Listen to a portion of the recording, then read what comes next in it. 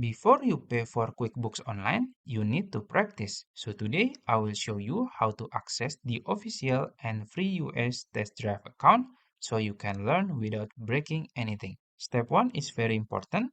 Always open a private or incognito window in your browser. If you don't do this, QuickBooks might try to lock you into a real account. And then step 2, search for QuickBooks Online US Test Drive on Google and then click the official link from Intuit, and then you can scroll down until you find two available links.